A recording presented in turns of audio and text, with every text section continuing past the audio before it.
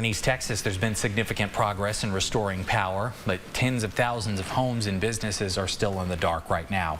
Take a look. These are the latest numbers. Sam Houston Electric still makes up the majority of these outages, with more than 21,000 reported. Entergy is also working to restore power to nearly 12,000 homes and businesses.